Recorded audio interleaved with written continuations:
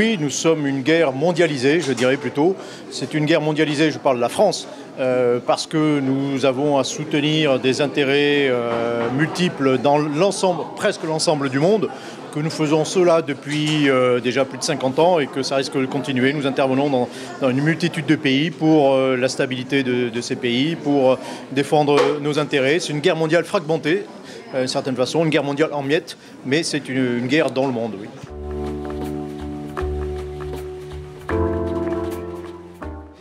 La France n'a pas les moyens non plus d'intervenir partout et tout le temps. La France doit soutenir ses intérêts partout dans le monde. La France est reliée au monde, on ne peut pas s'abstraire du monde. Accessoirement, on a des responsabilités, on a un siège permanent au Conseil de sécurité, on a des responsabilités mondiales, on a des ressortissants, on a 4 millions de Français qui vivent hors de métropole, un cinquième de notre commerce, un cinquième de notre richesse vient du commerce à l'extérieur, nous avons besoin d'énergie, donc nous avons besoin d'être dans le monde, donc nous avons besoin de défendre nos intérêts dans le monde, et donc nous avons besoin d'y être militairement et d'y être fort.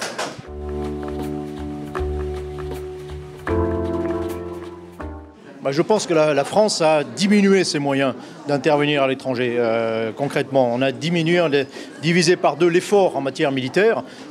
Si on faisait le même effort qu'en 1990, notre budget de défense serait de plus de 60 milliards d'euros et non pas de 31 milliards d'euros. Donc on a des capacités qui seraient plus importantes qu'elles le sont actuellement.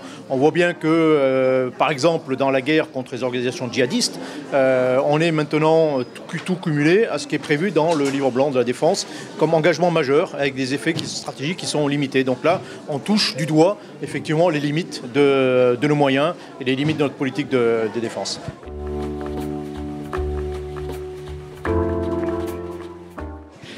Difficile de répondre à cette question, il était là, c'est le chef des armées, la nation s'est regroupée derrière lui.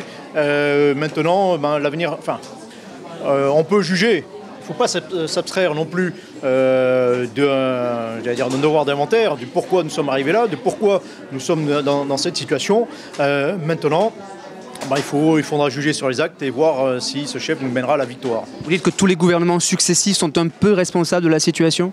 Depuis 25 ans, oui, très clairement. C'est-à-dire que notre outil de défense subit une crise budgétaire qu'on n'a pas voulu résoudre. On a économisé, concrètement. On a économisé, c'est tellement facile d'économiser sur le budget de la défense. Moralité, maintenant, on se retrouve dans une sorte de crise des ciseaux où les interventions augmentent, les besoins augmentent considérablement, le besoin d'intervention augmente et les moyens pour faire ces interventions diminuent.